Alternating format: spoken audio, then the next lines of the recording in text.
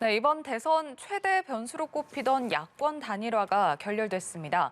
어제 안철수 후보가 긴급 기자회견을 열고 단일화 결렬 책임을 국민의힘에 물었는데요. 대선이 16일 남은 상황에서 판세에 어떤 영향을 미칠지 주요 대선 이슈들 짚어보겠습니다. 최창렬 용인대 교수 나오셨습니다. 어서 오십시오. 네, 안녕하세요. 네, 안녕하십니까. 네. 네, 참 어제였죠. 안철수 후보가 긴급 기자회견을 열고 단일화 제안을 철회를 하면서 모든 책임은 국민의힘에 있다. 네, 이렇게 좀 국민의힘 쪽으로 책임을 돌렸는데 지금 반면에 이제 국민의힘의 입장은 좀 당황스러운 입장이에요. 이번 결렬 분위기를 좀 감지하지 못했다는 건데 이번 결렬의 배경은 뭐라고 보시는지요? 참 이 단일화 이게 참 피곤한 이슈입니다. 안철수 후보는 선거 때마다 나오면서 이제 단일화 얘기가 나올 수밖에 없는 상황인데 예. 지난 13일 날 단일화 제안을 여론조사 방식으로 했잖아요.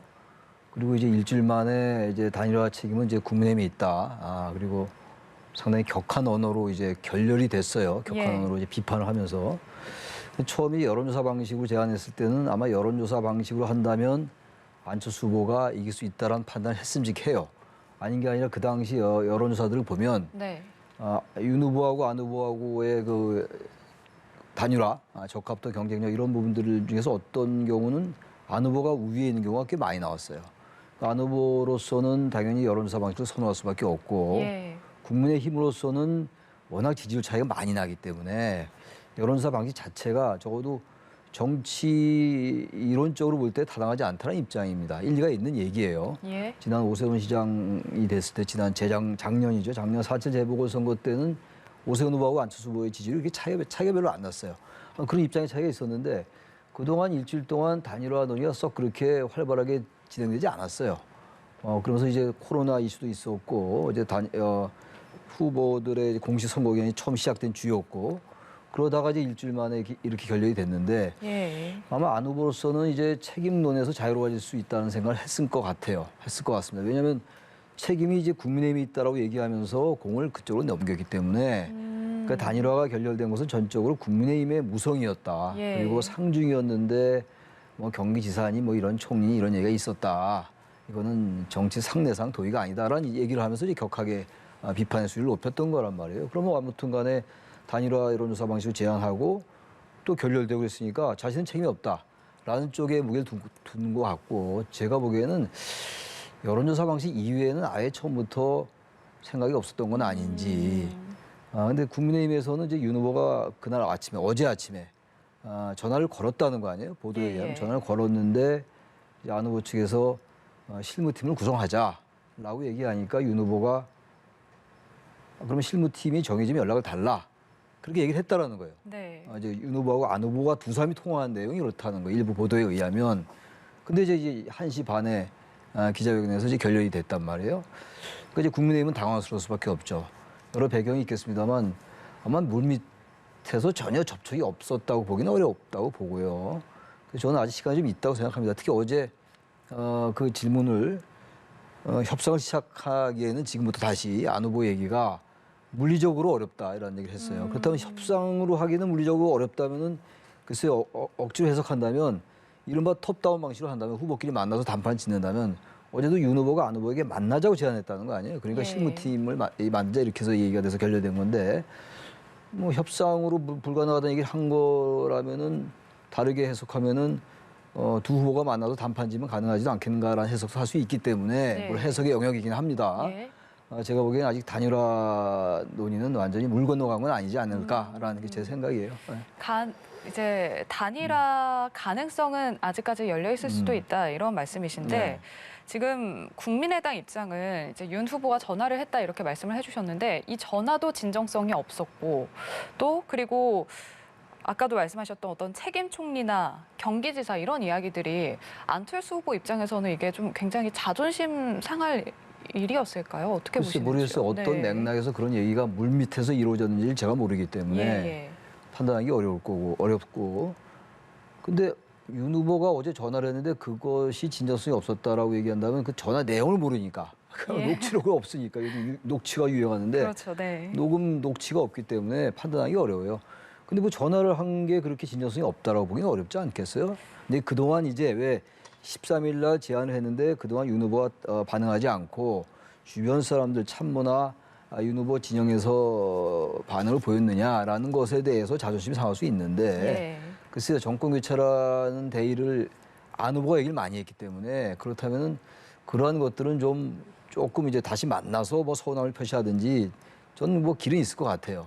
근데 아무튼 지금 뭐 안 후보는 아주 단호하게 협상은 없다라는 지금 입장을 보이고 있는데 예. 시간이 아직 있거든요. 28일 날 인쇄가 들어가기 때문에 27일, 오늘이 21일이잖아요. 그럼 만약에 두 후보가 만나서 어떤 그 정권 교체란 대의를 얘기하고 예. 그리고 향후의 어떤 정국의 운영 방향이라든지 민주당에서는 뭐 중대 선거구 얘기도 나오더라고요. 꼭 그게 아니더라도 아무튼 간에 제3정당이라든지 다당제의 길을 열 수 있는 정치제도 개혁 이런 것도 같이 얘기하면서 꼭 총리라는 자리가 아니더라도 지금 총리 얘기를 하긴 좀 부담스러운 것 같아요.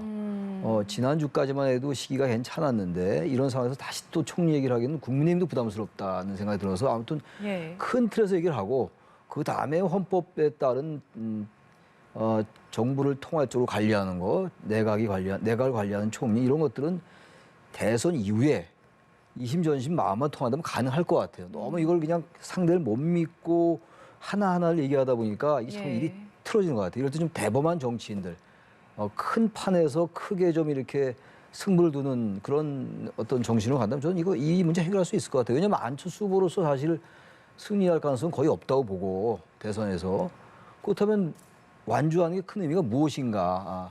엄청난 거하게 저항하는 그런 선거 운동이 아니잖아요, 지금. 예. 그렇다면 저는 정권 교체를 기존에 얘기를 해왔기 때문에 안 후보가 그렇다면 저는 정권 교체라는 큰 틀에서 합의할 가능성이 있지 않을까. 좀 더 넓게 좀 바라볼 필요가 있을 것 같아요. 사소한 한두 마디 가지고 서운하다, 자존심 상했다 이런 것도 물론 중요합니다만 예. 그게 저는 이번 그 윤 후보나 안 후보 입장에서 볼 땐 그거는 역시 부차적인 것이 아닐까 그런 생각이 좀 듭니다. 네.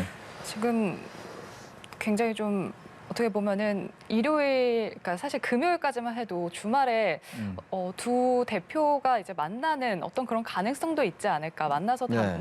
단일화에 대해서 어느 정도 논의를 나누는 그런 어떤 모양을 볼 수 있지 않을까 이런 네. 예상도 나왔는데 지금 주말 사이에 단일화가 지금 결렬이 됐습니다. 네. 이준석 대표가 이런 발언을 내놨는데 지금 국민의당 그러니까 안철수 후보가 지난주에 좀 힘든 시간을 보냈잖아요. 네. 네, 이제 그와 관련해서 숨진 분의 유지를 받들겠다 이렇게 안 후보가 이야기를 하자 고인의 유지를 어디서 확인하냐 이게 뭐 유세차 운전하는 분들은 들어가기 전에 유서를 써놓고 가냐 이런 발언을 했는데 이 발언들이 어떻게 보면 안 후보의 어떤 이번 판단에 어느 정도 영향을 주지 않았을까요? 그 영향이 뭐 어떻게 전혀 보세요? 없다고는 할 수 없을 것 같아요. 예. 사람이라는 게 판단하는데 저도 뭐 대의라는 얘기를 많이 지금 방금 말씀을 드렸습니다만 대의가 있습니다만 또 상대방 진영의 말이 자꾸만 비수가 돼서 꽂히면 판단의 방향이 바뀔 수 있어요. 예. 사람은 대단히 복합적인 존재거든요. 인격이라는 게. 그래서 저는 이준석 대표가 그런 말을 왜 자꾸만 하는지 모르겠어요. 이준석 대표와 뭐 안 후보가 사이가 나쁘다 그러는데 예. 과거 노원의 거기 지역구에서 어떤 후보를 둘러싸고 그 지금 이제 큰 길을 같이 간다면 좀 그런 말은 좀 자제를 하는 게 좀 어떨까라는 생각이 들어요. 돌아가신 분이 유지를 어떻게 확인한다고 유지를 받든다고 얘기해요. 그건 정치적 언어거든요. 유지를 받들어서 난 끝까지 열심히 하겠다라고 얘기할 수 있는 거거든요. 근데 예. 그걸 뭐 유지를 그 사람이 유서를 남겨놓고 죽었느냐 갑자기 죽었는데 무슨 유지가 있느냐 글쎄 그걸 지금 뭐 저는 그런 그 문법은 맞지 않는 것 같아요. 근데 이준석 대표는 글쎄 모르겠어요. 또 그것도 고도의 뭐 정치적인 계산을 하고 오히려 이제 일부러 안 후보를 약을 올리고 자존심을 상하게 해서 이렇게 국면으로 간 다음에 다시 끌어올릴까? 예. 그렇게 뭐 그런 생각까지 했는지 모르겠습니다만 전 썩 그렇게 바람직한 태도는 아닌 것 같아요. 불필요한 언행이었다. 예, 그런 말들이라는 게 다 쌓이고 쌓여서 자꾸만 감정을 상해하고 예. 가뜩이나 예민한 부분들이잖아요. 그렇죠. 좀 서로 좀 존중하고 상대를 배려하는 건 기본적으로 필요하다는 생각을 합니다. 예. 예. 이번 안 후보의 결심이 대선 판세에 어떤 영향을 줄지도 궁금한데 지금 뭐 여론조사에서 윤 후보하고 이 후보가 박빙을 보이고 있잖아요. 네. 이번 결렬로 어떻게 뭐 지지율에 어떤 영향을 미칠 거라고 보시나요? 글쎄요, 어제 기자회견이 있었으니까 결렬 선언을 했기 때문에 어제 이후에 오늘까지 반영이 어떻게 되는가를 봐야 될 것 같아요. 속단하기 네. 어려울 것 같은데. 근데 지금 뭐 이제 윤 후보나 지금 이재명 후보 양측으로 지지층은 다 결집이 됐어요. 지금 이제 중도층 이제 표심이 아직 정해지지 않은 우리가 자주 얘기하는 그 이른바 부동층, 유동층들이죠. 예. 어떤 이슈에 따라서 지지 후보를 바꿀 수 있는 이 사람들의 비율은 점점 줄어들고 있거든요. 이제 뭐 사실 보름밖에 더 남았어요, 선거가.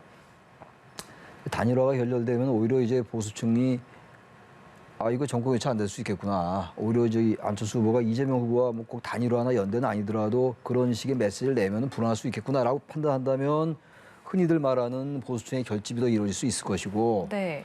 단일화의 분위기가 지금 이제 어쨌든 윤 후보와 안 후보가 단일화하면 확실히 이길 것이다라는 분위기가 있었던 게 사실인데 적어도 그거는 외견적으로 이제 무너졌기 때문에 향후 어떻게 될지라도 말이죠. 그렇다면은 예. 분위기가 이제 이재명 후보 쪽으로 바뀌어서 지지율이 좀 이쪽으로 올 수도 있는데 전 당장 단일화 결렬된 게 윤 후보의 지지율이 완전히 빠지고 이런 쪽으로 갈 가능성은 별로 없다고 생각해요. 왜? 네. 왜냐하면 양쪽으로 이미 지지층들이 결집이 돼 있기 때문에 예. 일단 그리고 아직 시간이 있기 때문에 단일화 협상이 진행 국면을 더 보고 판단할 가능성이 있다. 그래서 당장 오늘 내일 뭐 지지율이 윤 후보가 빠질 가능성은 높지 않다.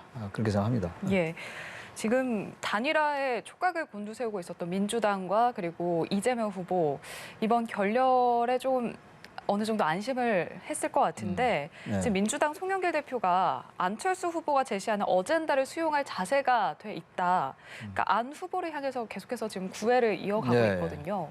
이 둘의 연대 가능성은 어떻게 보시는지요?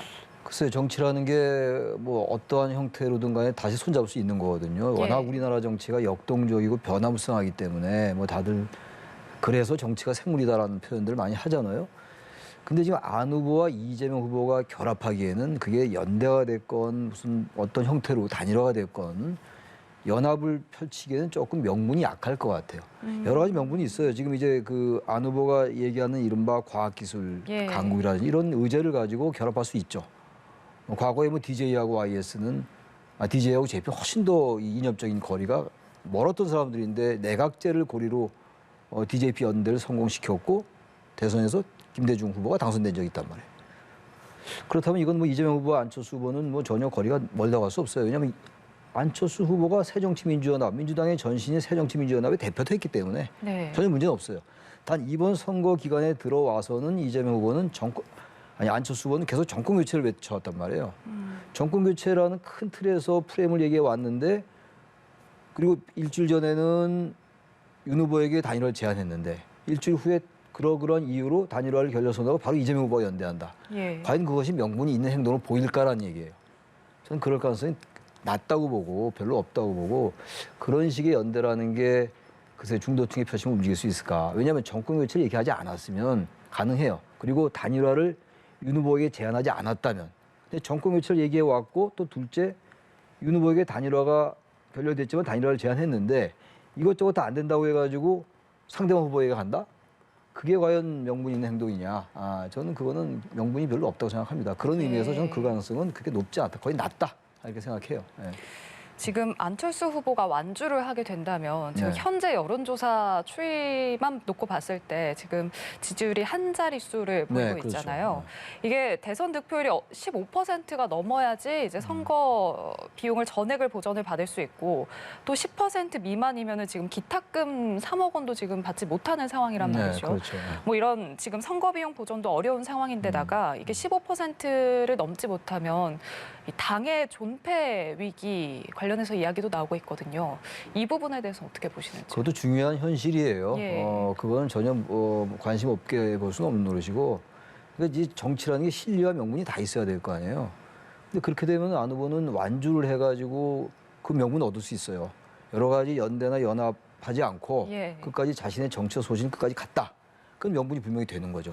그럼 명분이 되는데 그 이후에 얻을 안철수 후보의 정치적인 장래 이런 것들과 관련해서 돈의 액수도 굉장히 큰 거잖아요.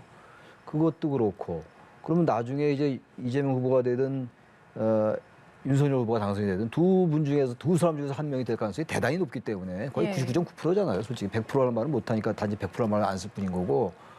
그다음 안 후보의 정책 입지는 무엇일까를 생각 안 할 수가 없죠. 제3지대라든지 제3당 또 다당제로 가고 하면서 이른바 시민사회 여러 가지 의견들이 골고루 반영된 그런 정치, 가장 바람직한 정치예요.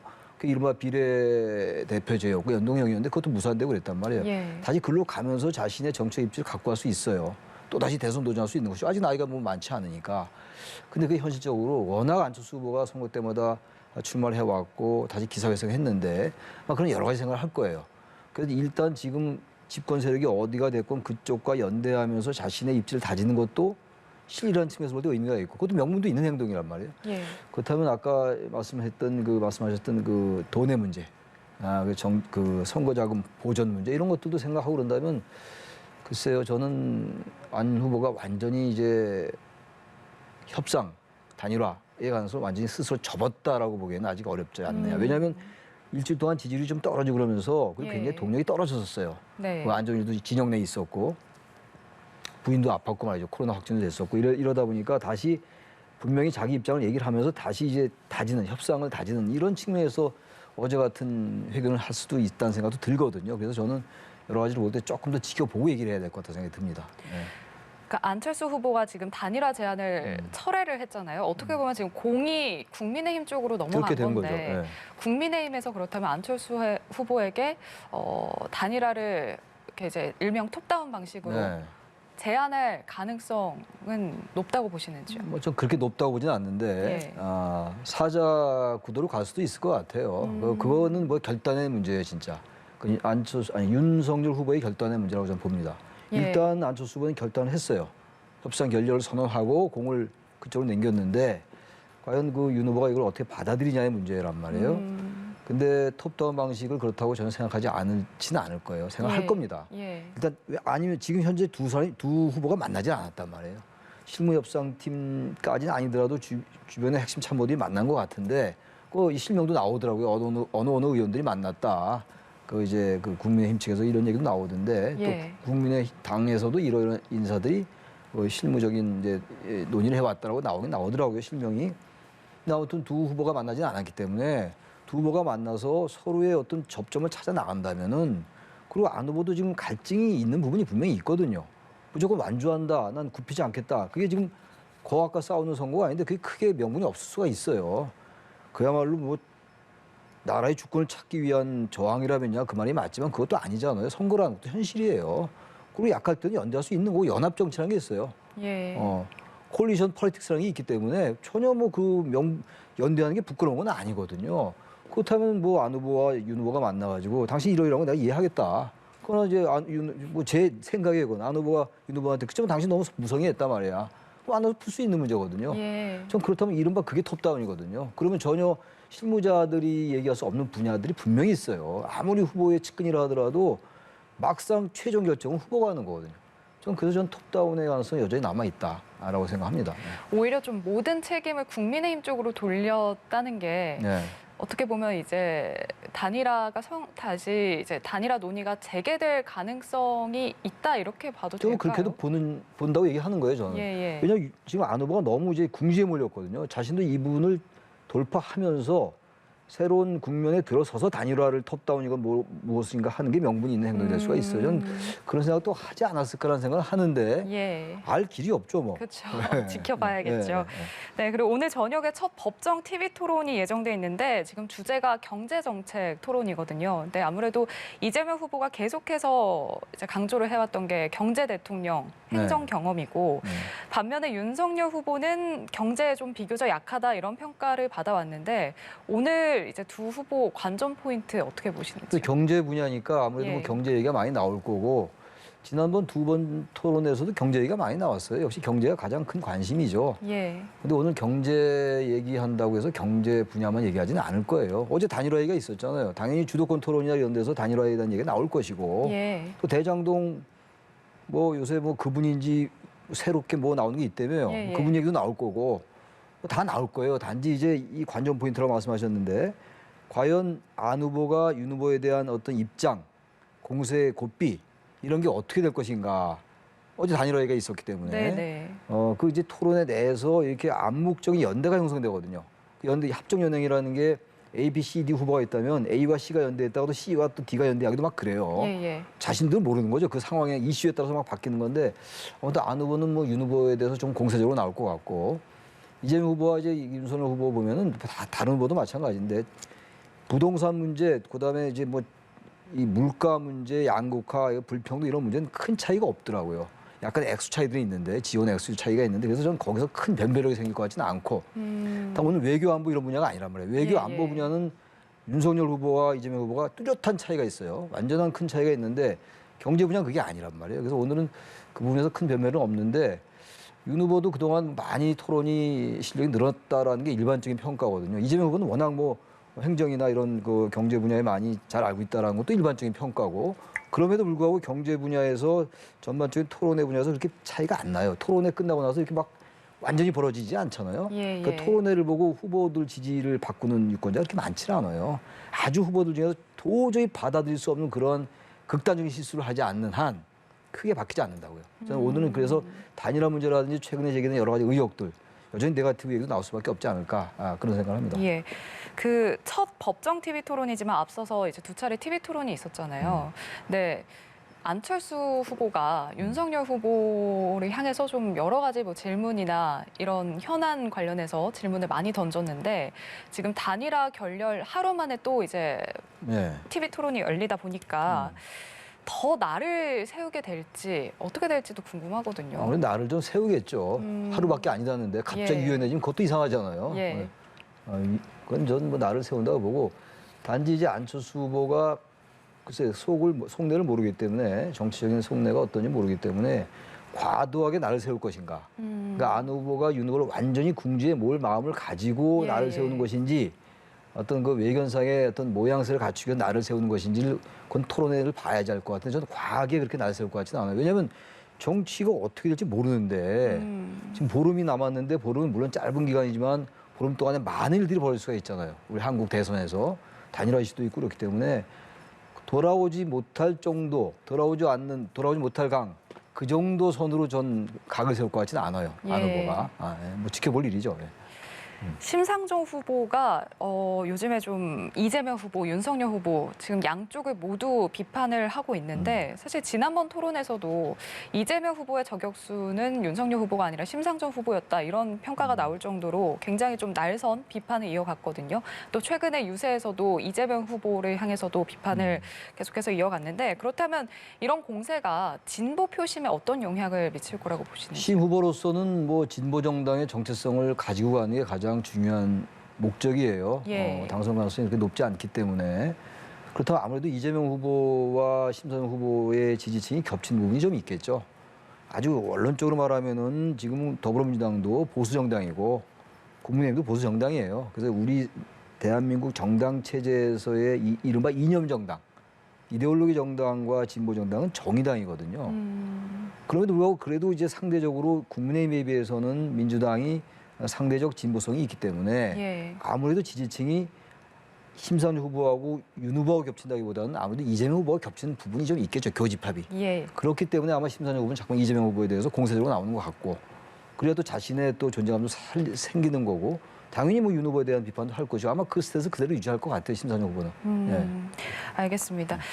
조금 전에 잠깐 언급을 해주셨는데 대장동 사건, 네, 지금 김만배 화천대유 대주주의 발언이라면서 추가 녹취록이 나왔는데요. 내용을 좀 소개를 해드리면 윤석열 영장 들어오면 윤석열은 죽는다. 또 되게 좋으신 분이다. 지금 좀 상반된 그런 내용이 들어있는데 이 녹취록이 여론에 어떤 영향을 줄 거라고 보시는지요? 글쎄요, 녹취록이 이제 18일 날 한국일보가 보도한 게 하나 있던데 예. 그분에 관련된 보도가 있어요. 한국일보가 보도한 건데 작년 10월에 나온 그분은 천화동인의 소유주다라고 김만배가 얘기했다라는 게 보도가 됐는데 또 나중에 또 그걸 부인했어요. 예. 남욱 변호사도 나와서 또 부인하고 막 왔다 갔다 했어요. 유동규 전 본부장이다 뭐 이런 일이 있었기 때문에 그건 이제 잠복을 했는데 지금 이제 윤 후보 관련된 녹취가 또 나오고 또 그분이라는 게 새로운 검찰이 확보한 녹취록에 의하면 대법관이다. 그 당시에 법원 행정처장 했었다. 이런 얘기가 막 나오고 있단 말이에요. 예. 이게 좀 산발적으로 나오고 있기 때문에 도저히 가늠할 수가 없어요.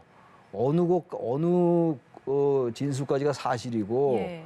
녹취록은 그게 왜 어떤 맥락, 어떤 배경에서 나왔는지를 알 수가 없어요. 그러니까 이제 국민의힘은 녹취록 전문을 공개하라고 얘기하고 있는 거거든요. 그래서 작년 10월 달에 그분에 대한 게 그게 이재명 후보 아니냐라고 국민의힘이 계속 이제 지적을 했던 것인데 그것도 뭐 알 길이 없는 거란 말이에요. 유동규 본부장이라는 말도 있었고. 예. 그래서 저는 이 부분 그분이라는 것도 그렇고 지금 이제 윤석열 후보를 영장 관련 얘기도 그렇고 그러는데 전혀 알 길이 없어요. 이건 그야말로 수사로 밝혀질 일이지 양쪽의 국민의힘과 민주당이 서로 이제 그 공격을 하고 있는데 이 부분은 어차피 이제 대장동 사건의 실체는 규명되지 않은 상태로 선거를 치르는 겁니다. 예. 특검도 이제 뭐 안 되는 것이고 검찰 수사를 하고 있고 재판이 진행 중이긴 하지만 거기서 무슨 대장동의 실체, 뭐 특혜, 주범, 뭐 배우 이런 걸 알 길은 없는 거예요.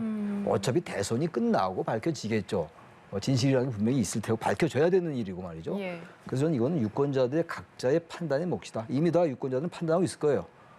양쪽 지지자들은 생각이 다를 것이고 그래서 그거는 선거의 영역이다 그야말로. 선거의 표심의 영역이고 주권자의 그 평가에 맡길 수밖에 없는 것이고 단지 법리적인 차원, 사법적 차원의 일은 대선 이후에 밝혀질 수밖에 없다. 예. 좀 그렇게 생각합니다. 유권자 개개인이 네, 판단할 그렇습니다. 문제다. 네. 알겠습니다. 그리고 지난주 내내 좀 여론이 떠들썩했던 게 윤 후보의 호남 쇼핑몰 공약. 네. 그러니까 윤석열 후보가 광주를 찾아서 뭐 대전, 대구, 부산 어디를 가도 다 있는 복합 쇼핑몰이 네, 광주에만 없다. 그러니까 호남 홀대론을 좀 부각을 시켰거든요. 이게 호남 표심에 어느 정도 영향이 될 거라고 보시는지요? 근데 저는 그 광주 쇼핑몰 공약은 그냥 일상적으로 할 수 있는 공약이에요. 예. 지역에 가서 뭔가 부족한 걸 했는데 그 이슈를 전 민주당이 더 키운 것 같아요. 거기다 광주 정신을 들이대니까 예.